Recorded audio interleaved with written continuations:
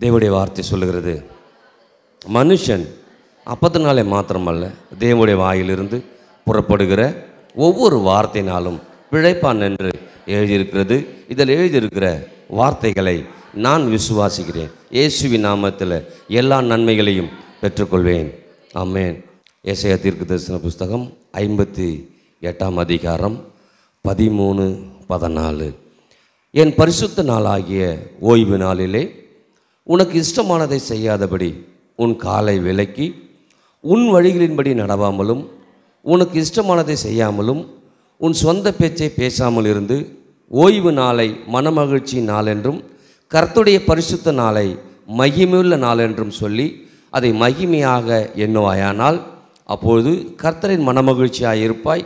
பூமியின் உயர்ந்த இடங்களில் உன்னை ஏறி இருக்கும்படி பண்ணி உன் தகப்பனாகிய யாக்கோபுடைய சுதந்திரத்தால் உன்னை போஷிப்பேன். கர்த்தருடைய வாய் இதை சொல்லிற்று. ஆமென். இந்த மாதம் வாக்கு தத்துவம் இந்த 14ஆம் வசனத்தில் பூமியின் உயர்ந்த இடங்களில் உன்னை ஏறி இருக்க பண்ணுவேன். ஆமென். ஹல்லேலூயா. கர்த்தரின் மனமகிழ்ச்சி உன்னை சூழ்ந்திடும், பூமியின் உயர்விடங்கள் உன்னை வரவேற்கும்.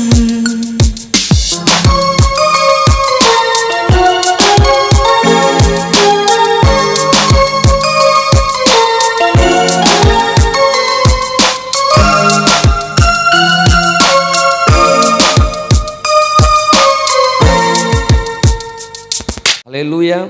கர்த்தர் நம்மளையும் நம்முடைய சபையும் நம்முடைய சபையில் இருக்கிற ஒவ்வொரு பிள்ளைகளையும் இந்த பூமியில் எதில் இந்த பூமியில் உயர்ந்திருக்கும்படி செய்கிற தேவன். சொல்லுங்கள், இந்த பூமியில் உயர்ந்திருக்கும்படி தேவன் என்னை எல்லா விதத்திலும் உயர்த்துவார். ஆமென். அப்போ இந்த ஆகஸ்ட் மாதத்தில் தேவன் நம்மை எல்லா விதங்களிலும் உயர்த்தக்கூடிய மாதமாக என்ன பண்ணுது? கரங்களத்தை கர்த்தர் நடி சொல்லலாமா? ஹல்லேலூயா. இன்னொரு மொழிபெயர்ப்பு சொல்லப்படுகிறது, நாட்டின் உயர்ந்த இடங்களில் நான் உன்னை ஏறி இருக்கும்படி செய்வேன். ஆமென். அப்போ இந்த தேசத்தில் கர்த்தர் நம்மளை எல்லாவற்றிலும் உயர்ந்திருக்கும்படி சொல்லுங்கள், எல்லாவற்றிலும் நான் உயர்ந்திருப்பேன், எல்லாவற்றிலும் நான் உயர்ந்திருப்பேன். ஆமென். அப்போ உயர்ந்திருக்கும்படியாக தான் கர்த்தர் பலத்தை கொடுக்குறார், சிறந்திருக்கும்படியாக தான் கர்த்தர் பலத்தை கொடுக்குறார், ஆரோக்கியமாக இருக்கும்படியாக கர்த்தர் பலத்தை கொடுக்குறார். ஆமென். அப்போ இந்த காலை வேலையில் கர்த்தர் நம்மளை பார்த்து சொல்கிறாரு, நான் உன்னை எல்லார காட்டிலும் உயர்ந்திருக்க பண்ணுவேன். ஆமென். அப்போ உயர்வு என்பது தேவன் நம்மை உயர்த்துகிறதா இருக்குது. நானா உயர்வேன் நானா உயர்வேன்னு சொல்கிறது இல்லை, கர்த்தரனை உயர்த்தும்படி. கர்த்தர் கடைசியாக முடிக்கும்போது சொல்கிறாரு, கர்த்தருடைய வாய் இதை சொல்லிட்டு. என்ன சொல்லிச்சான்? யார் சொன்னவா? சொல்லுங்கள், கர்த்தருடைய வாய் சொல்லி இருக்கிறது. கர்த்தருடைய வாயின்னு சொல்லும்போது கர்த்தர் கொடுக்குற வாக்காம், கர்த்தர் கொடுக்குற வாக்கு. அப்போ கர்த்தர் இந்த மாதத்தில் என்ன வாக்கு பண்ணுகிறார் நமக்கு? உன்னை பூமியில் எல்லா இடங்களிலும் உன்னை உயர்ந்து இருக்க பண்ணுவேன். ஹல்லேலூயா. நம்முடைய பிள்ளைகள் எல்லா உயர் பதவியில் இருக்கும்படியாக கர்த்தர் விரும்புகிறார், உயர்ந்த ஸ்தானத்தில் இருக்கும்படியாக கர்த்தர் விரும்புகிறார், உயர்ந்த நோக்கங்களை கர்த்தர் வைத்திருக்கிறார். ஆமென். அந்த உயர்ந்த நோக்கங்களும் உயர்ந்த திட்டங்களும் தான் என்னை உயர்ந்திருக்கும்படி செய்யும். இன்றைக்கி நம்முடைய வாழ்க்கையில் அந்த உயர்ந்த எண்ணங்களும் உயர்ந்த திட்டங்கள் நமக்குள்ளார வரணும். அப்படி உயர்ந்த எண்ணங்கள் நோக்கங்கள் நமக்குள்ளார வரும்போது தான் நாம் எல்லாவற்றிலும் உயர்ந்திருக்க முடியும், சிறந்திருக்க முடியும். அப்போ இந்த காலை வேலையில் கர்த்தர் நம்மளை பார்த்து சொல்கிறார், எல்லாவற்றிலும் உயர்ந்திருப்பேன். சொல்லுங்கள் பக்கத்தில், எல்லாவற்றிலும் உயர்ந்திருப்பேன். ஆமென். எது உங்களை கீழே கொண்டு வந்தால் கூட அதையெல்லாம் தாண்டி மேலே போவோம். அதில் பாலமில்ல மான் கால்களை தந்திரையா, மதில்களை தாண்டுவேன். அப்போ நிறைய மதில்கள் இருக்குது, நிறைய தடை சுவர்கள் என்ன பண்ணுது இருக்குது. சொல்லுங்கள், எல்லாம் நிறைய தடை சுவர்கள் இருக்குது. எல்லா தடை சுவர்களையும் கர்த்தர் உடை தெரிய போதுமானவராய் இருக்கிறார். உயர்ந்த இடங்களில் என்னையும் என்னுடைய பிள்ளைகளையும் ஏறி இருக்கும்படி அமர்ந்திருக்கும்படி பண்ணுவார். ஆமென். அப்போ இந்த மாதத்தில் அதை ரொம்ப நம்ம தியானிக்க இருக்கிறோம். எப்படி நான் உயர்ந்திருப்பேன், எப்படி நான் சிறந்திருப்பேன், எப்படி நான் மேன்மைக்கு வருவேன் அப்படி சொல்லும்போது ஆண்டவர் வாக்கு தத்தத்தை கொடுத்து அப்படியே விடுறதில்லை. அந்த வாக்கு தத்தத்துடைய சாரமே என்னன்னா, அதுக்குரிய முன்னாடி வசனமும் பின்னாடி வசனத்தை பார்த்தாவே நமக்கு என்ன பண்ணணும், புரிய ஆரம்பிக்கும். அப்போ எப்படி நான் உயர்ந்திருப்பேன், எப்படி நான் சிறந்திருப்பேன், எப்படி நான் மேன்மேல் வருவேன், எப்படி எல்லாரும் என்னை இழுக்கிறாங்க, எவ்வளோ பிரச்சனை நான் பார்த்துட்டேன், எப்படி இந்த மாதத்தில் கர்த்தர் என்னை உயர்ந்த இடங்களில் என்னை மேலே கொண்டு வந்து வைப்பார் அப்படின்னு சொல்லும்போது அழகாக அங்கேயே சொல்லப்படுகிறது. 13ஆம் வசனத்தில் சொல்கிறார் பாருங்க, என் பரிசுத்த நாளாகிய ஓய்வு நாளிலே உனக்கு இஷ்டமானதை என்ன சொல்கிறாரு? முதல்ல என்ன சொல்கிறாரு? கர்த்தருடைய ஓய்வு நாளில் நாம் இஷ்டப்படி செய்யக்கூடாதான், கர்த்தருடைய ஓய்வு நாளுக்குள்ளார வரணுமா? ஆமென். அப்போ இந்த காலை வேளையில் நான் எப்படி மேலே வருவேன், எப்படி என்னை மேலே கர்த்தர் கொண்டு வருவார் அப்படின்னு சொல்லும்போது கர்த்தர் சொல்கிறாரு, பரிசுத்த ஓய்வு நாளில் உனக்கு இஷ்டமானது செய்யாத, எனக்கு விருப்பமானதை செய். சொல்லுங்கள், கர்த்தர் என்ன சொல்கிறாரு? நமக்கு விருப்பமானதல்ல, கர்த்தருக்கு விருப்பமானது. அடுத்து சொல்கிறார் பாருங்க, உன் காலை விலக்கி உன் வழிகளின்படி. அப்போ உன் காலை உன் விருப்பத்தின்படி செய்யாமல் என் விருப்பத்தின்படி செய்.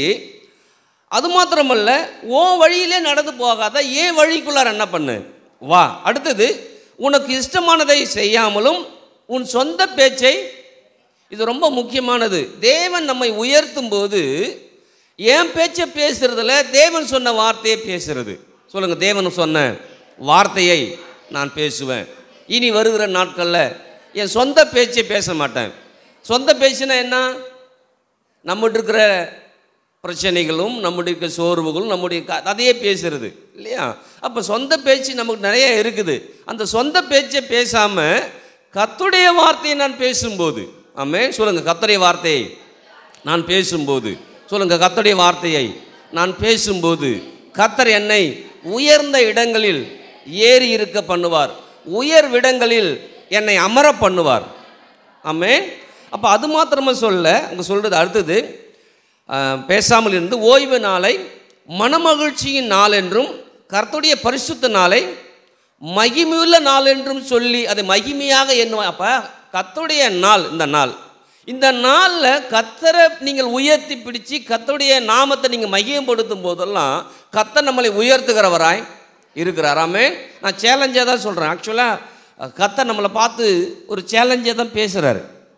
ஏன்னா போன வாரம் பார்த்தோம் இல்லையா, நியாயமில்லாத உலகம், அக்கிரமம் நிறைஞ்ச உலகம், பாவம் நிறைஞ்ச உலகம், மோசமான உலகம். அந்த உலகத்தில் எப்படி நான் மாத்திரம் முன்னேறுவேன், எப்படி மட்டும் என்னை மட்டும் உயர்த்துவார் அப்படின்னு சொல்லும்போது கர்த்தரை இன்னைக்கும் நம்மளை உயர்த்த போதுமானவராக இருக்கிறார். உதாரணம் பார்க்கும்போது நமக்கு தெரியும் பாருங்க, தானியேலை குறித்து பார்த்தா நமக்கு தெரியும்.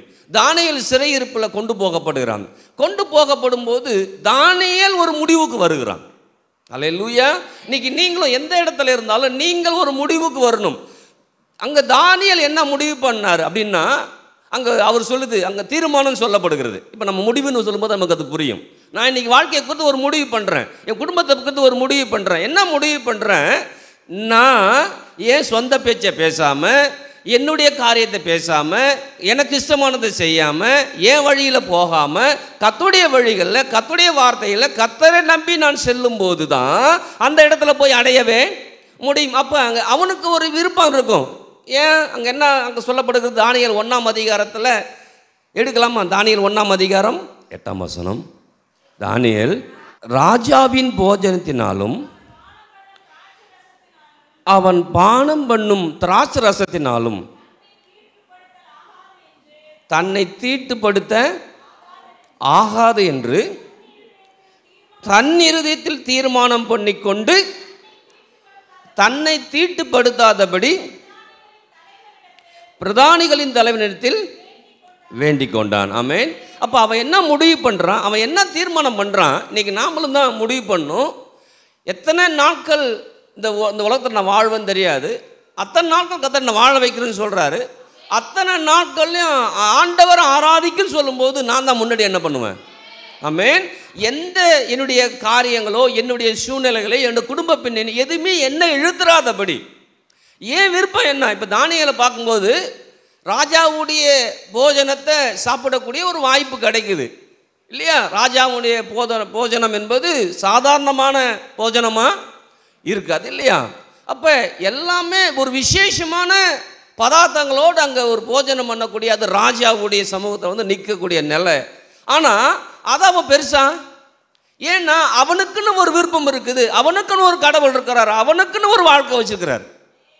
அப்போ நீங்களும் நானும் இந்த பூமியில் வாழ்கிறோம், எனக்குன்னு ஒரு விருப்பம் இல்லை, கர்த்தருடைய விருப்பம் என்னுடைய விருப்பம். ஹல்லேலூயா. அப்போ அந்த விருப்பத்துக்குள்ளார நான் செல்லும்போது அதில் ஒரு நான் முடிவு எடுக்கிறேன். அங்கே தானியேல் முடிவு எடுக்கிறாரு. அங்கே நான் போயிருக்கிறேன், ராஜாவுடைய போஜனத்தை நான் சாப்பிட மாட்டேன். ஏன்னா அது நிறைய சொல்கிறாங்க, நம்ம அதுக்கெல்லாம் போவேண்ணா, அதான் சாப்பிட மாட்டேன். நான் என்ன தீர்மானம் பண்ணுறேன் அதை தான் நான் செய்வேன். ஆமாம். இன்றைக்கி நம்ம ஒரு தீர்மானம் பண்ணணும். எத்தனை வாரங்கள் இந்த இருக்குதோ வர நாட்களில் அத்தனை வாரம் நான் சபைக்கு வருவேன், சபையில் ஆராதிப்பேன், சபையில் காரியத்தை என்ன பண்ணுவேன், அப்படி செய்ய ஆரம்பிக்கும் போது தான் அதில் ஒரு பெரிய ஆசீர்வாதத்தை பார்க்கவே. அப்போ அங்கே ஒரு மிகப்பெரிய தீர்மானத்தை அங்கே தானியேல் செய்கிறார். அந்த மிகப்பெரிய தீர்மானத்தின் மூலமாக அவருடைய வாழ்க்கைகள் மாற்றப்படுகிறது. எப்பேற்பட்ட வாழ்க்கைகள் மாற்றப்படுகிறது அப்படின்னு சொன்னால், எப்படிப்பட்ட சூழ்நிலை மாற்றப்படுதுன்னா, எப்படிப்பட்ட ஞானவானாக மாறுறாருன்னா, எப்படிப்பட்ட புத்திசாலியாக மாறுறான், எப்படிப்பட்ட அறிவாளியாக மாறுறான்னா, அந்த தேசத்தில் இருக்கிற மற்ற எல்லாரை காட்டிலும் 10 மடங்கு சமத்தனாக மாற்றப்படுகிறான். ஒரு சின்ன தீர்மானம் தான் எடுக்கிறான், அது ஒரு பெரிய விஷயமே. நீங்களாம் நாம் பாருங்கள், அது என்ன பெரிய விஷயம் அப்படி தான் யோசிப்போம். ஆனால் கர்த்தர் அதை தான் பெரிய விஷயமா. அப்போ தானியேல்கிட்ட கர்த்தர் பார்க்குறாரு, தானியேல் இதுதான் பெரிய விஷயமா யோசிக்கிறான். எந்த இடத்துல இருக்கிறேன், என்ன சூழ்நிலை இருக்கிறேன், என்ன பிரச்சனை இருக்கிறேன், என்ன கண்டிஷன் கிடையாது, நான் எந்த இடத்துல இருந்தாலும் என்னுடைய விருப்பத்தின்படி அல்ல, தேவனுடைய விருப்பத்தின்படி என்ன பண்ணுவேனா. ஹல்லேலூயா. அவன் சொல்கிறான், ராஜாவுடைய போஜனை என்னை தீட்டுப்படுத்தாதபடி. அப்படியே தேவனுடைய, அப்போ யோசிச்சு பாருங்க, இந்த உலகத்துடைய எண்ணங்கள் என்னை மட்டுப்படுத்தாதபடி தேவனுடைய எண்ணத்தில் நான் நிறைஞ்சிருக்கும் போது, தேவனுடைய வார்த்தை நான் நிறைஞ்சிருக்கும் போது, எந்த இடத்துல இருந்தாலும் என்னை பாதுகாக்க, என்னை ஞானத்தில் வளர. ஆமென். அப்போ 10 மடங்கு ஞானத்தை தேவன் அங்கே தானியேலுக்கு கொடுக்குறார். அப்போ 10 மடங்கு ஞானத்தை சமத்தை கொடுக்கறதால தான் ஒரு நாள் அந்த ராஜாவுக்கு சொப்பனம் வருது இல்லையா. சொப்பனத்தமும் சொல்லணும், சொப்பனத்துடைய அர்த்தமும் சொல்லணும். ஹல்லேலூயா. நீங்கள் யோசிச்சு பாருங்கள், யோசிப்பை பற்றி சொல்லும்போது அவன் சொப்பனத்தை சொல்லிடுறான். ஆனால் இங்கே வந்து சொப்பனத்தெல்லாம் சொல்ல, சொப்பனத்தையும் சொல்லணும், சொப்பன அர்த்தத்தையும். அப்போ யோசிச்சு பாருங்க, தன்னை கர்த்தருக்குள்ளார, கர்த்தருடைய காரியத்துக்குள்ளார அவன் தன்னை உட்படுத்தி கொள்ளும் போது கர்த்தர் அவனுக்கு அனந்த ஞானத்தை கொடுக்கிறார், அனந்த அறிவை கொடுக்கிறார். அந்த அறிவு ஞானத்தின் மூலமாக அவன் இதுவரைக்கும் யாரும் செயல்படுத்த முடியாத காரியத்தை செயல்படுத்துகிறான். இன்னைக்கு உங்களுக்கு தான் சொல்கிறேன், என்னை தான் கர்த்தர் சொல்கிறேன். வரைக்கும் நீ ஞானம் இல்லாமல், அறிவில்லாமல் அப்படி வாழ்ந்துட்டேன்னா, இன்னைக்கு 10 மடங்கு ஞானத்தை சமத்தை உன்னை கொடுக்குறேன். ஏன் அதை கொடுக்குறேன்னா, இது வரைக்கும் அந்த நாட்களில் அந்த பாபிலோனில் இருக்க தான் அறிவாளிகள், சிறந்தவர்கள் எல்லாமே. ஆனால் அவர்களை காட்டிலும் 10 மடங்கு சமத்தனா தானியேலும் இருக்கிறான்னா எப்படி இருக்க முடிஞ்சிச்சுன்னா, ஒரே ஒரு கண்டிஷன், அவன் ஒரு தீர்மானம் பண்ணுறான். நீங்கள் தீர்மானம் பண்ணும், இந்த உலகத்தை நான் எப்படி உயர போகிறேன், கர்த்தரை வழியில் செல்வேன், கர்த்தருடைய வார்த்தையில் நடப்பேன், கர்த்தருக்காக வாழ ஆரம்பிப்பேன், கர்த்தருடைய வார்த்தையை மட்டும் தான் பேசுவேன். என் சொந்த பேச்சை எத்தனை வருஷமாக நான் கடனில் கிடக்கிறேன், பேச மாட்டேன். எத்தனை வருஷமாக நான் பலவீனத்தை கிடக்கிறேன், நான் பேச மாட்டேன். எத்தனை வருஷமாக நான் உதவிட்டு கிடக்கிறேன், பேச மாட்டேன். ஏன்? என் கடன்லாம் அடைக்கிறதுக்கு கல்வாரி சிலுவையில் கர்த்தர் ஏற்படுத்தி கொடுத்துருக்கிறார். அப்போ என் சொந்த பேச்சை பேசாமல் என்ன பேசணுங்கிறத கர்த்தர் கற்றுக் கொடுக்குறாரு. அப்போ அவன் முடிவு பண்ணுறான், எந்த இடத்துல இருந்தால் நான் எப்படி இருப்பேன்னு அவன் தான் முடிவு பண்ணுறான். கர்த்தர் அங்கே முடிவு பண்ண வைக்கல. எத்தனை பேருக்கு புரியுது? தானியேல முடிவு பண்ணுறாரு. ஹல்லேலூயா. ஏன்னா அங்கே 4 பேரை மட்டும்தான் குறிப்பிடுது. சிறையிருப்புக்கு அநேகர் போயிருப்பாங்க. சிறையிருப்பில் என்ன பண்ணிருப்பாங்க, அநேகர் போயிருப்பாங்க. அநேகர் போகப்பட்டதில் இவர்களை மட்டும் தான் குறிப்பிட்டு சொல்லுகிறது. இன்னைக்கு சொல்கிறேன், இந்த தேசத்தில் அநேக சபைகள் இருக்கிறான், அந்த ஊரில் அநேக சபைகள் இருக்கிறான். ஆனால் புதிய ஏற்பாட்டு சபைகளை ஒரு குறிப்பிட்டு கர்த்தர் பேசுகிறார். ஹல்லேலூயா. அப்போ ஒரு பெரிய திட்டத்தையும் நோக்கத்தையும் வச்சுக்கிறார். அப்போ ஒரு உயர்ந்த இடத்துக்கு உங்களை கொண்டு போய் நிறுத்தணுமா, அதற்கு வேண்டிய தீர்மானத்தை நீங்கள் பண்ணணும், நான் பண்ணணும். அது மாத்திரமல்ல, அந்த தீர்மானத்தை பண்ணும்போது தான் ஞானம் 10 மடங்கு வருகிறது. அந்த ஞானம் 10 மடங்கு வரும்போது தான் சொப்பனத்தையும் சொல்ல முடியுது, சொப்பனத்துக்கு அர்த்தமும். ஹல்லேலூயா. இப்போ நம்ம கனவு வந்தாவே நமக்கு கனவுக்கு விளக்கம் தெரியல இல்லையா. ஆனால் அங்கே அப்படி இல்லை, ராஜா கண்ட சொப்பனம் சொல்லி ஆகணும், கண்டிஷன். அப்படி நீ அந்த சொப்பனத்தையும் அர்த்தத்தையும் சொல்லனா ஒரு ஆள் கூட உசுரோடு இருக்கவே முடியாது. என்ன மாதிரி சூழ்நிலை பாருங்க. எல்லாருக்கும் அந்த மாதிரி சூழ்நிலை, ஆனால் தானியேலுக்கு அந்த மாதிரி சூழ்நிலை இல்லை. ஏன் தெரியுமா? நான் தீர்மானம் பண்ணுறேன், அத்தனை வாரமும் நான் சபைக்கு வருவேன், அத்தனை வாரம் நான் குடும்பத்தோடு வருவேன், அத்தனை வாரம் நான் ஆராதிப்பேன், அத்தனை வாரமும் கர்த்தருடைய வார்த்தை கேட்பேன், அத்தனை வாரம் கர்த்தருடைய வார்த்தை கேட்டு நான் ஒரு தீர்மானம் பண்ணுவேன், நான் கர்த்தருடைய வார்த்தையை தான் நம்புவேன். எத்தனை பேர் நீங்கள் நம்புறது கர்த்தருடைய வார்த்தை? ஆமென். அப்போ மேலே வருதுங்கிறது சாதாரணமான விஷயம் அல்ல, ஆனால் அதை அசாதாரணமாக கர்த்தர் செய்கிறார். ஹல்லேலூயா. அப்போ தானியேலை பார்க்கும்போது ஒரு தீர்மானம் பண்ணுறான், அதன் நிமித்தம் அவனுக்கு 10 மடங்கு ஞானம் என்ன பண்ணுது, உண்டாக்குது. அதன் நிமித்தம் ராஜாவுடைய சொப்பனத்துக்கு விளக்கத்தை சொல்கிறான். விளக்க சொன்ன பிறகு தான் அவனுக்கு அந்த உயர்வுக்குள்ளார என்ன பண்ணுது, அதை பார்க்கலாமா? உயர்வுக்கு மட்டும் போகும், நேரம் இல்லாதால.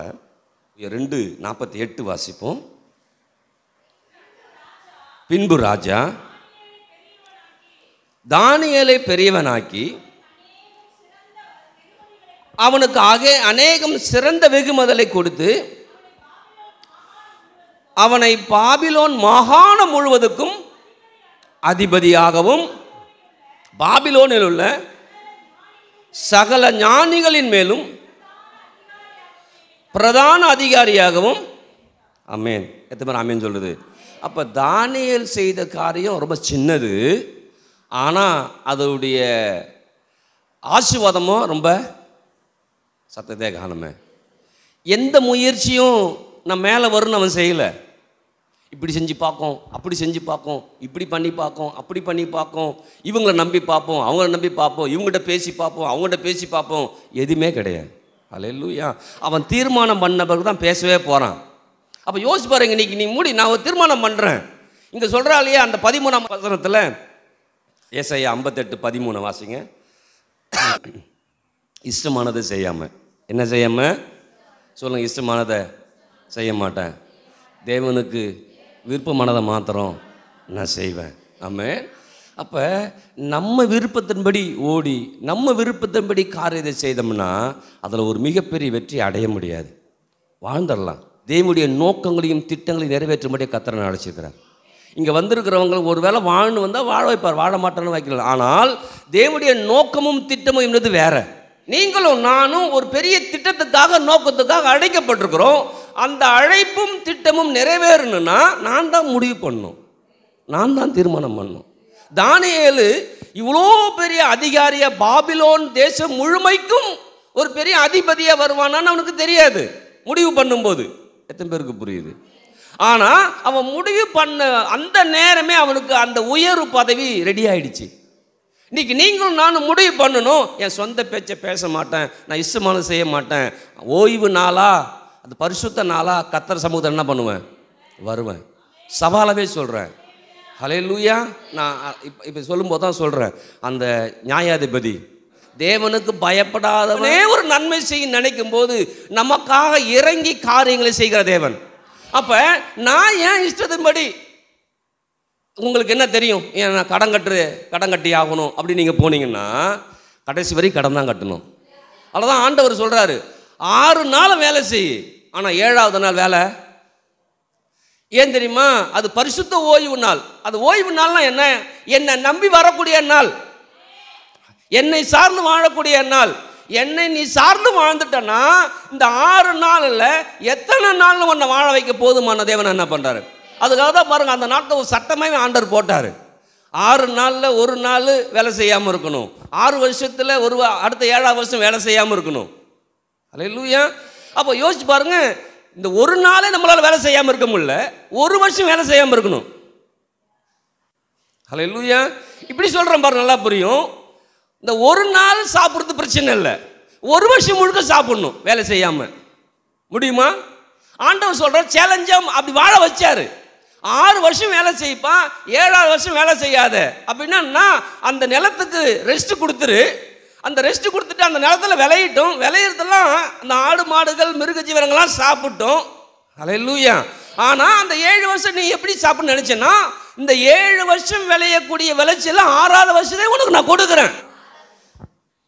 முடிஞ்ச பிறகு கொடுக்கல, முன்னாடியே கொடுக்குறாரு. அப்போ 6ஆவது வருஷத்துலேயே கொடுக்குறாரு. எது கொடுக்குறாரு? 7ஆவது வருஷம் கொடுக்குறாரு, 8ஆவது வருஷம் சேர்த்து ஏன் தெரியுமா? 8ஆவது வருஷம் அப்புறம் தான் விதைக்க ஆரம்பிக்கணும். இல்லையா? அப்புறம் தான் விதைக்க ஆரம்பிக்கும் போது ஒரு 6 மாதம் போது விதை என்ன பண்ணும், வேலை செய்கிறோம். அப்போ யோசிச்சு பாருங்க, கிட்டத்தட்ட 1.5 வருஷத்துக்கு மேலே சாப்பிடும்படியாய் முன்னாடியே கொடுக்குறார். அப்போ 6வது வருஷம் 1 வருஷம், 7வது வருஷம் 1 வருஷம், அதில் ஒரு 6 மாதம், 2.5 வருஷம் ஆசீர்வாதத்தை முன்னாடியே கொடுக்குறார். எத்தனை பேர் ஆமென் சொல்லுது? அப்போ யோசிச்சு பாருங்க, நீங்களும் நானும் உயர்ந்திருக்கும்படி திட்டத்தை வச்சுக்கிறார், நோக்கத்தை வச்சுக்கிறார். நீங்களும் நானும் உயராதபடி நான் ஒரு திட்டத்தை வச்சுட்டு இருக்கிறேன். அவ்வளோதான் நம்ம திட்டமாக போயிட்டு இருக்குது. இன்னைக்கு முடிவு பண்ணுறேன், நான் ஒரு தீர்மானம் பண்ணுறேன். தானியேல் அன்னைக்கு தீர்மானம் பண்ணார். அந்நிய தேசத்தில் இருந்தார், சிறையிருப்பில் இருந்தார். நான் இதை தான் புசிப்பேன், இதுக்கு மேலே நான் புசிக்கவே மாட்டேன், இப்படி தான் வாழ்க்கை பண்ணுவேன், இதை நான் மாற்றிக்கவே மாட்டேன், நான் கர்த்தரை ஆராதிப்பேன். யோசிச்சு பாருங்க, அந்நிய தேசத்தில் போய் சட்டமே போடுறாங்க. என்ன பண்ணுறாங்க? சட்டமே போடுறாங்க, எந்த தெய்வத்தையும் வணங்கக்கூடாது, இதை தான் வணங்கன்னு. ஆனால் தானியேல் மாத்திரம் அந்த தெய்வத்தை வணங்காம அவர் தெய்வத்தை வணங்கினார். அதனால தான் பாருங்க, பாபிலோன் தேசம் முழுமைக்கும் அதிபதி. நீங்களும் நானும் அங்கே இருக்க வேண்டிய ஆள். எங்கே இருக்க வேண்டிய ஆள்? அப்போ இன்னைக்கு முடிவு பண்ணும், என்ன வேலை இருந்தாலும் நான் ஆராதனை வரும்போது நான் கர்த்தர் சமூகத்தை என்ன பண்ணுவேன், வருவேன். இங்கே வரும்போது ஆண்டவர் ரெஸ்ட்டை கொடுக்குறாரா? என்னதை கொடுக்குறாராம்? என்னதை கொடுக்குறாராம்? இருதயத்துக்கு இளைப்பாறுதலை கொடுக்குறாராம். ஏன் அந்த இளைப்பாறுதல் வேணா? ஓடி ஓடி பல்வேறு யோசனையில் வாழ்ந்துட்டு இருப்போம் இல்லையா? ஒரு வேலை செய்கிறோம், ஒரு சமைக்கும் போதே என்னெல்லாம் யோசிப்போம் தெரியுமா? அந்த மைண்டு போட்டு ஒரு நல்லா வர வரைக்கும், ஏன்னா வாங்கின கறி 500 ரூபாய்க்கு வாங்கியிருக்கிறோம், நல்லா வரலன்னா அந்த 500 ரூபா போச்சு அப்படின்னு என்ன பண்ணுவோம், நம்ம எவ்வளவோ யோசித்து யோசித்து செய்வோம். அப்போ யோசிச்சு பாருங்க, அந்த 500 ரூபாய்க்கு யோசித்து செய்யக்கூடிய நம்முடைய வாழ்க்கை அதை விட மேலானது. அப்போ நான் எந்த அளவுக்கு யோசிக்கணும், எந்த அளவுக்கு அதை பற்றி யோசித்து அந்த அளவுக்கு நான் செய்கிறேனோ அந்த அளவுக்கு நான் மேலே வரேன். இந்த மாதிரி ஆமென் சொல்கிறது. அப்போ உயர்ந்த இடங்களில் இந்த மாதத்தில் நம்மளை கர்த்தர் ஏறி இருக்க பண்ணும்படியா, புதிய ஏற்பாட்டு சபையில் வரக்கூடிய பிள்ளைகள், பிறக்கக்கூடிய பிள்ளைகள், பேர பிள்ளைகள் எல்லாமே உயர் பதவியில் நிற்கும்படியா. ஹல்லேலூயா. என்ன சட்டம் போட்டாலும் நமக்கு சாதகமான சட்டம். தானியேல் எந்த இடத்துல இருந்தாலும் அவன் ஒரு முடிவு பண்ணி இப்படி தான் இருப்பேன்னு முடிவு பண்ணால் கர்த்தர் அவனை கொண்டு போய் எங்கே உட்கார வைக்கணும் உட்கார வச்சார். அப்படி உட்கார வச்ச பிறகு பார்த்தீங்கன்னா தெரியும், மீதி இருக்க 3 பேருக்கு அவன் தான் பொறுப்பு கொடுக்க சொல்கிறான். ஹல்லேலூயா. இவனை அதிபதி ஆக்கணும்னா இவன் உடனே மேலே ஏறி உட்காரல. அந்த அதிகாரத்தில் கடைசி வசனம் சொல்லுது, அவர்களுக்கும் ஒரு பொறுப்பை என்ன பண்ணுறான், கொடுக்க. அப்போ யோசிச்சு பாருங்க, அந்த உயர் பதவியில் இருக்கும்போது நமக்கு என்னவெல்லாம் கர்த்தருக்கு சாதகமாக செய்ய முடியுமோ அதெல்லாம் செய்ய. அங்கே போய் ஏன் விருப்பம் இல்லை, அங்கே போனாலும் உயர் பதவி வந்துட்டேன், இனிமேட்டு நான் சொல்லுதான் இல்லை, ஆண்டவர் என்னெல்லாம் சொல்கிறாரோ. ஹல்லேலூயா. இப்படி தான் எஸ்தருக்கு, இப்படி தான் ரூத்துக்கு. எஸ்தர் போய் அங்கே நிற்கிறாங்க இல்லையா, ராஜ மகுடம் சூட்டப்பட்டு நிற்கிறாங்க. சும்மா ராணியாக இருக்கிறதுக்காக கர்த்தர் கொண்டு போகலை, ராணியாக ஆகி அங்கே ஒரு திட்டம் வரும், அந்த திட்டத்தை நீ முறியடித்து நம்முடைய திட்டம் நிறைவேறும்படியாக கொண்டு போய் அங்கே உட்கார வைக்கிறார். ஹல்லேலூயா. ஆனால் நடக்கிற சம்பவங்கள் மோசமாக தெரியும். நடக்கிற சம்பவங்கள் இன்றைக்கி நீங்கள் கஷ்டப்படுற மாதிரி தெரியுது இல்லை. நீங்கள் ஒரு நாள் வேலைக்கு போக வந்தீங்கன்னா 1000 போச்சு அப்படின்னு தான் நினைப்பீங்க, ஆனால் கோடி வரும்னு தெரிய மாட்டேங்குது. அப்போ நீங்கள் இது வரைக்கும் யோசிக்காத காரியத்தை கர்த்தர் நமக்கு யோசிக்க செய்ய இருக்கார். நீங்கள் கேட்கலாம், நீங்கள் சபைக்கு வாங்க சபைக்கு வாங்க சபைக்கு வாங்கன்னு சொல்கிறீங்களே, சபைக்கு வந்து என்ன நடக்கும் அப்படின்னு கேட்டிங்கன்னா கர்த்தர் சொல்கிறாரு, ஏசாயா தீர்க்கதரிசன புத்தகத்தில் 2ஆம் அதிகாரம் 2ஆம் வசனம். இந்த கடைசி நாட்களில் கர்த்தருடைய ஆலயமாகிய, நல்லா படுறா, ஆலயமாகிய பர்வதங்களின் கொடிமுடியில் ஸ்தாபிக்கப்பட்டு மலைகளுக்கு மேலாய் உயர்த்தப்படும் எல்லா ஜாதிகளும். அப்போ ஆசீர்வாதம் எங்கே தான் வச்சுக்கிறார் ஆண்டவர்? நாம் வந்தோம்னா நாம் ஆசீர்வதிக்கப்படுவோம். அடுத்த வசனம் சொல்லுது, நம்ம ஆசீர்வதிக்கப்பட்டவர்களாக இருக்கும்போது திரளான ஜனங்கள் என்ன பண்ணும், சபையை நோக்கி ஓடி. அப்போ யோசிச்சு பாருங்கள், ஏன் சபைக்கு வரணும்? கடைசி நாட்களில் சபை தான் எல்லாவற்றுக்கும் மேலே நான் என்ன பண்ணும், நிற்கும். எல்லாவற்றுக்கும் மேலே. இதே வசனம் மீகா தீர்க்க தரிசன புஸ்தகம் சொல்லப்படுது பாருங்கள், இதே வசனம் அப்படியே வரும். மீகா 4ஆம் அதிகாரம் 1 முதல் 3 வரைக்கும். ஆனாலும் கடைசி நாட்களில் கர்த்தருடைய ஆலயமாகிய பர்வதம் பர்வதங்களின் கொடிமுடியில் ஸ்தாபிக்கப்பட்டு மலைகளுக்கு மேலா உயர்த்தப்பட்டிருக்கும். எல்லா ஜாதிகளும் அதன் இடத்திற்கு ஓடி வருவார்கள்.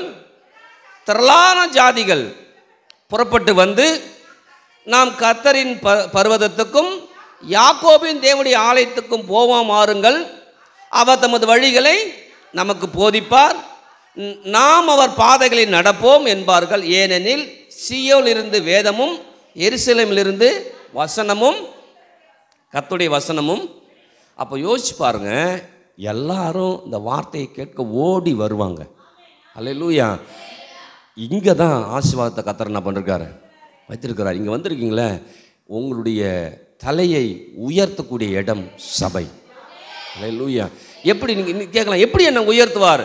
இந்த சபையை ஸ்தாபிக்கும்படியாய் அவர் தன் தலையை சாய்த்தார். என்ன பண்ணுது? ஏன் சாய்த்தார்? சபைக்கு வரக்கூடிய எல்லா பிள்ளைகளும் தலை உயர்ந்து நிற்கணும்னு சொல்லி. நீங்கள் ஒருவேளை நீ கடன் வாங்கிட்டு தலை குனிஞ்சு நிற்கிறீங்களா? கர்த்தர் சொல்றார், சபைக்கு வா, சபைக்கு வா, சபைக்கு வா, சபைக்கு வா. இங்கே கொடுமுடியில் வந்து ஸ்தாபிக்கப்பட்ட பர்வதத்துக்கு மேலே உயர்த்தப்படக்கூடிய இந்த இடத்துக்கு வா. யாரும் உயர்த்தாத இடத்துல உன்னை உயர்த்துறேன். எந்த இடத்துல தலை குனிந்து நிற்கிறியோ அந்த இடத்துல உன்னை தலையை நிமிர பண்ணக்கூடிய இடத்துல உன்னை கொண்டு நிற்கிறாங்க, வைக்கிறாங்க. ஆமென். அப்போ தலையை நிமிர்த்தக்கூடிய இடத்துக்கு நான் வரும்போதெல்லாம் தலை நிமிர்த்தப்படும். அல்லேலூயா. அப்போ இந்த இடம் ரொம்ப மேலான இடமா கர்த்தர் பார்க்குறார். அது கடைசி நாட்களில் நடக்கும். எல்லாம் தேடி என்ன பண்ணுவாங்க? வருவாங்க. ஓடி என்ன பண்ணுவாங்க? வருவாங்க.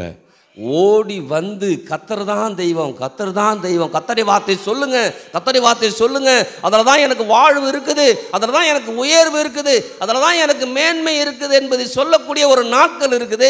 அந்த நாட்களுக்கு நம்ம மூலமாக கர்த்தர் ஆரம்பிக்க இருக்கிறார். ஆமென். அதில் தான் இன்னும் போனோன்னா நிறைய இருக்குது. உபாகம் 28 சொன்னோம்னா 13-14 மட்டும் வாசிங்களேன். அங்கேயும் அப்படி தான் சொல்கிறாரு. நீ உயர்வுக்கு போகணுமா, நீ மேலே வரணுமா, நீ முன்னேறணுமா, நீ எப்படிலாம் நீ சாதிக்கப்படும் நினைக்கிறியோ அதெல்லாம் இன்று நான் உனக்கு விதிக்கிற வார்த்தைகள் யாவையும் விட்டு விலகி வேறே தேவர்களை சேவிக்கும்படி நீ வலதுபுறம் இடதுபுறம் சாயாமல் இன்று நான் உனக்கு விதிக்கிற உன் தேவனாய் கர்த்தரின் கட்டளைகளை கை கொள்ளவும் அவைகளில் நடக்கவும் அவைகளுக்கு செவி கொடுத்து வந்தால் கர்த்தர் உன்னை வாலாக்காமல் தலையாக்குவார், நீ கீழாகாமல் மேலாவாய். என்ன சொல்றாரு? ஒரு டாப் போஸ்ட் இங்கே தலை அப்படின்னு வரும்போது ஹெட்டு, எல்லாரும் உன்னை மதிக்கத்தக்க விதத்தில் உன் தலையை உயர்த்தணுமாப்பா. உன் விருப்பப்படி போவாத, ஏன் விருப்பப்படி வா. அல்லேலூயா. அங்கிட்டு இங்கிட்டு அலமோதாத, கனவீனமான இடத்துல போய் உட்காராத, கனவீனமான நாட்களோட பழகாத, கனமுள்ள வார்த்தைக்குள்ளார வா.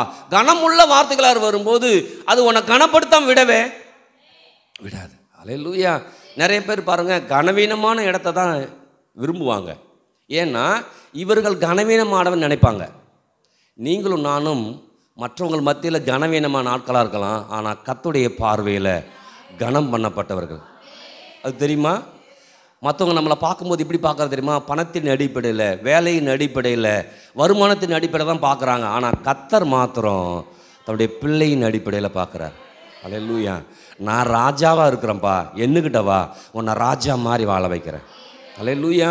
மற்ற யாரும் அது சொல்ல மாட்டாங்க. நீங்கள் பாருங்கள், நம்ம பிள்ளைகள் சில நேரத்தில் தோய்ந்து போகும்போது சொல்லுவோம், நீ ஏன்டா கவலைப்படுற, நான் இருக்கிறேன்னு சொல்லுவோம். சொல்ல மாட்டோமா? எத்தனை பேர் நம்ம சொல்லிருக்கோம் பிள்ளைகளுக்கு. அப்போ கர்த்தர் சொல்கிறாரு, எப்பா நீ ஏன் கவலைப்படுற, என் சமூகத்துக்கு வா, என்ன தேடு, என்ன ஆராதி, வேற எந்த பக்கமும் காலை விளக்காம, எந்த பக்கமும் போகாம, யாரையும் யோசிக்காம என்ன மாத்திரம் யோசி, என்னையே சார்ந்துரு. என்னையே சார்ந்திருக்கும் போது உன்னை மேலே கொண்டு உட்கார வைப்பேன். எல்லாரும் பார்ப்பாங்க. பார்க்கும்போது எப்படி தெரியுமா இருக்கும்? அவங்க கழுத்து வலிக்கிற அளவுக்கு பார்ப்பாங்க. எப்படி பார்ப்பாங்க? இப்போ பார்க்குறது எப்படி இருக்கு? இப்போ நீங்கள் மேலே உட்காந்துருக்கீங்கன்னா உங்களை எப்படி பார்ப்பேன்? மேலே பால்கனி கட்டிருக்கிறோம், உங்களை எப்படி பார்ப்போம்? பால்கனியில் வினோ உட்காந்துருக்குது ஆன்னு பார்ப்போம். அதுக்கு மேலே யோசிச்சு பாருங்க, இந்த உலகம் நம்மளை அப்படி தான் பார்க்கும். ஆமென். இது வரைக்கும் நாம் அவங்கள பார்த்துட்ருக்குறோம். பாரா அவனுக்கு வந்த வாழ்வு அப்படின்னு. கர்த்தர் சொல்கிறாரு, அவனை பார்க்காத என்ன பாரு, நான் உன்னை உயர்த்தும், அவன் உன்னை பார்ப்பான். அல்லேலூயா. எப்படி பார்ப்பான்? கழுத்து வெளிக்கிற வரைக்கும் பார்ப்பான். அல்லேலூயா. எத்தனை பேர் ஆமென் சொல்லுது? அப்போ இந்த கால வேலை கர்த்தர் சொல்கிறது, மாதம் முழுக்க உன்னை உயர்த்த போகிறேன், இந்த மாதம் முழுக்க உன் காரியத்தை மாற்றி அமைக்க போகிறேன், இந்த மாதம் முழுக்க உன் வாழ்க்கையில் ஆசீர்வாதமும் நன்மையில் வந்துக்கிட்டே என்ன பண்ணும் இருக்கும். ஏன்? அந்த உயர்வுக்கு நேராக செல்லும்படியா. ஆமென். எப்படி ஒரு பிள்ளைகள் 12ஆம் வகுப்பு படிக்கும்போது ஜூன் மாதம் ஆரம்பிக்கிறது பெருசாக தெரியாது, ஆனால் ஏப்ரலில் பயங்கரமாக இருக்கும். ஆமாம் தானே? ஏன்? எக்ஸாம் வரப்போகுது இல்லையா? அப்போ யோசிச்சு பாருங்கள், இன்றைக்கி கர்த்தர் ஆரம்பிக்கிறார் நமக்கு. இந்த மாதம் முழுக்க அப்படி தான் கர்த்தர். இந்த மாதம் முடியும் போது என்னென்ன உயர்வுக்களாக கர்த்தர் நடத்திருப்பாரோ அதை நடத்தவர் போதுமானவராய். சத்தத்தை காணுமே. ஆமென். இப்போ நீங்கள் முடிவு பண்ணும், நான் முடிவு பண்ணும், நீங்கள் முடிவு பண்ணும். அப்படி தான் யோசேப்பு முடிவு பண்ணான். யோசேப்பு தனக்கு விருப்பமானதை ஒன்றுமே செய்யவே இல்லை. எந்த இடத்துல வாழ்ந்தாலும் கர்த்தர் அவனோட இருந்தார். அல்லேலூயா. இன்றைக்கி நான் அப்படி தான் இருக்க போகிறேன். அப்படி இருக்கும்போது என்னையும் கர்த்தர் உயர்த்த போதுமானவராய். எத்தனை மாதிரி ஆமென் சொல்கிறது? அப்போ இன்றைக்கி நல்லா முடிவு பண்ணிங்க, கண்டிப்பாக கர்த்தர் என்னை உயர்ந்த இடங்களில் ஏறி இருக்க பண்ணுவார். ஆமென். அல்லேலூயா. ஆமாம். பிரேம கஸ்தூரிபாய் ஓனர் ஆக்கணும் எப்படி இருக்கும்? அவர் சொல்கிறார், நான் ஏன்டா வந்தேன்னு தெரியலன்றாரு. ஏன்னா நம்ம அப்படி யோசிச்சதே இல்லை. நம்ம அப்படி யோசிச்சதே நல்லா. இப்படி சொன்னால் உங்களுக்கு இப்போ நீங்கள் யாராவது ரட்சிக்கப்படுவீங்கன்னு நீங்கள் பிறக்கும்போது தெரியுமா உங்களுக்கு? இல்லை பிறக்கும்போது உங்கள் அம்மாவுக்கு தெரியுமா? இல்லை எங்கள் அப்பாவுக்கு தான் தெரியுமா? இவன் பாஸ்டராக வந்துடுவான், மைக்கெலாம் எடுத்து தெரியாது. இப்போ யோசிச்சு பாருங்க. ஆனால் கர்த்தர் செஞ்சார். இன்றைக்கி தான் சொல்கிறேன், என்னை ஓனராக ஆக்குன்னு கர்த்தரை வச்சுருந்தாருன்னா என்னை ஓனராக தான் ஆக்குவார். நான் ஓனராக ஆகக்கூடிய மெட்டீரியலாக இருக்கிறேன், எனக்கு தெரியணும். புரியுதுங்களா? அதெல்லாம் எம்மா பணம் நமக்கு பிரச்சனை இல்லை. சொல்லுங்கள், பணம் எனக்கு பிரச்சனை இல்லை. யாருக்கு? அவர் உட்கார்றதுக்கா? எத்தனை பேர் நம்ம உட்கார்றதுக்கு? கொஞ்சம் ஓவராக தான் இருக்குது. தானியலுக்கு ஓவராக செஞ்சாருங்க. நீங்கள் இப்போ சிறையிருப்பில் நீங்கள் கைதியாவாக இருக்கிறீங்க. இந்த தேசத்தில் கைதியாக கொண்டு போயிருக்கிறாங்க, சிறையிருப்பில் இருக்கிறாங்க. தானியல் சிறையிருப்பில் இருக்கிறவனுக்கு கர்த்தர் அப்படி செய்கிறாரு. இப்போ நான் சிறையெல்லாம் இல்லை, சுதந்திரமாக இருக்கிறேன். இந்தியாவில் நான் நல்லா வாழ்கிறேன், சிறப்பாக பேசுகிறேன் இல்லையா, சிறப்பாக வாழ்கிறேன். ஏன் என்ன வாழ வைக்க மாட்டாருன்னா, என் மைண்டு அதில் போய் உட்காரல, அதில் போய் என்ன பண்ணல, உட்காரல. இன்னைக்கு உட்கார வைக்கிறேன், உயர்ந்த இடங்களில் என்ன ஒன்று உட்கார வைக்கிறேன்னு சொல்கிறாரு, ஏறி இருக்க பண்ணுறேன்னு சொல்கிறாரு. அப்போ உயர்ந்த எண்ணங்களும் நோக்கங்களும் கர்த்தர் வச்சுக்கிறார். அந்த உயர்ந்த எண்ணங்களும் நோக்கங்களும் எனக்கு வரணும். எத்தனை பேர் ஆமென் சொல்லுது? சொல்லுங்க. உயர்ந்த எண்ணங்களும் நோக்கங்களும் எனக்கு வரும்போது, உயர்ந்த எண்ணங்களும் நோக்கங்களும் வரும்பொழுது, நோக்கத்துக்கான அந்த திட்டத்துக்கான பணமும் பொருளாதாரமும் கர்த்தர் கொண்டு வந்து கொட்டுவார். ஆமென். முடிவு பண்ணும். உயர்ந்த நோக்கங்களை கர்த்தர் இந்த பூமியில் செய்ய வச்சுக்கிறார்.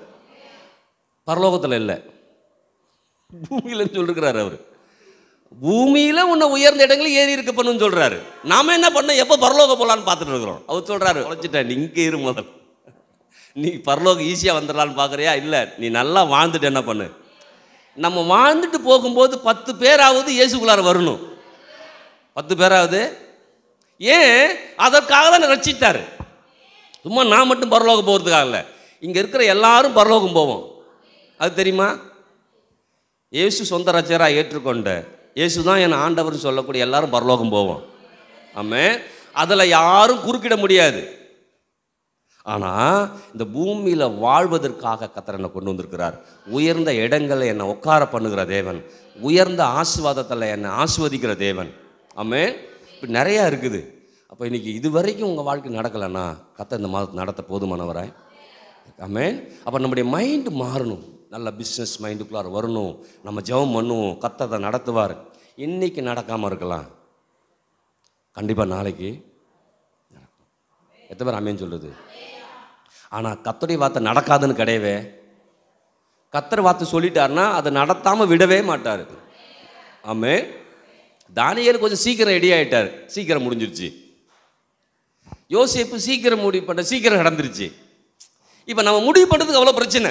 ஆனமே அப்போ இன்றைக்கி என்னை கொண்டு ஒரு பெரிய திட்டத்தை வச்சுருக்கிறார். அன்றைக்கி தானியேலை கொண்டு கத்த செய்தார். பாபிலோன் மாகாணம் முழுவதுக்கும் அந்த சொல்கிறான் ராஜா, இவர் தாங்க கடவுள், இவர் தாங்க கடவுள், இவர் தாங்க கடவுள். இன்றைக்கி யோசிச்சு பாருங்கள், நம்ம தேசம் முழுக்க இயேசு தான் கடவுள்னு சொல்லக்கூடிய ஒரு நாள் இருக்குது. அல்லேலூயா. கர்த்தர் ஆயத்தமாகிட்டு இருக்கிறார். கர்த்தர் பெரிய காரியங்கள் செய்ய போகிறாரு. அதில் நாம் இணைஞ்சு செய்ய போகிறோம். ஆமென். எதை அம்மேன்னு சொல்லுது. அதில் தான் நீங்கள் படிச்சிருக்கலாம், படிக்காமல் இருக்கலாம், ஒன்றுமே எழுத தெரியாது, கை நாட்டாக கூட இருக்கலாம். இந்த ஓஏ பணம் போகும்போது பார்த்தா அந்த கஸ்டமர் சர்வீஸில் போய் படாத பாடுபடும் பாருங்க. கையை வைக்கிறதுக்குள்ளார கையை பிடிச்சி வைக்கும், பிரச்சனையே இல்லை. ஆனால் அந்த உயர்ந்த எண்ணம் இருக்குதா, உயர்ந்த நோக்கம் இருக்குதா, கண்டிப்பாக உயரத்தில் கர்த்தர் என்ன பண்ண கொண்டு போய் நம்மளை. அப்போ நான் என் விருப்பத்தைப்படி நான் வாழ மாட்டேன். கர்த்தர் என்ன விரும்புகிறாரு? பைபிள் சொல்லுது, நானும் என் வீட்டாரும் வந்தால் கர்த்தரையே சேவிப்போன்னு சொல்லி. நான் தான் அடிக்கடி சொல்லுவேன், ஒரு குடும்பத்தில் ஒரு ஆள் வந்தால் அந்த ஆளுக்கு 1 கோடி தான். ஆனால் 5 பேர் வந்தால் 5 கோடி, 10 பேர் வந்தால். இப்போ ஏன் அரபு கண்ட்ரியெல்லாம் அடிச்சிக்க முடியல தெரியுமா? அவன் 10 புள்ள 5 புள்ளன்னு பெற்று தள்ளிட்டான், தேசத்தை பிடிச்சி ஆளை வச்சுட்டான் இல்லையா? கிறிஸ்துவ நாட்டில் பார்த்தோம்னா கிறிஸ்துவ நாட்டில் பிள்ளையே இருக்க மாட்டேங்குது. யாராவது வாங்கடா தேசத்துக்குங்கிறான், ஏதாவது ஆக்கிரமிச்சு செய்யடாங்கிறான். ஆனால் அவன் நாட்டில் யார் வராதிங்கடா, எனக்கு அங்கே புள்ள நிறையா இருக்குங்கிறான். பாப்புலேஷன் அதிகமாகுது, எத்தனையோ பேர் இறக்குறாங்க, ஆனால் பாப்புலேஷன் குறைக்க முடியாது அவனை. அப்போ இன்றைக்கி நீங்கள் முடிவு பண்ணும், எத்தனை பேர் சபைக்கு வரமோ அத்தனை பேருக்கும் ஆசீர்வாதம். ஆமென். அப்போ இந்த சபையில் கடைசி நாட்களில் கர்த்தர் பர்வதங்கள் மேலே இந்த குடுமுடியில் ஸ்தாபித்து அங்கே நம்மளை நிலைவர பண்ணக்கூடிய தேவன் என்ன பண்ணுறாரு இருக்கிறார். ஆமென். எழுந்திருக்கலாமா?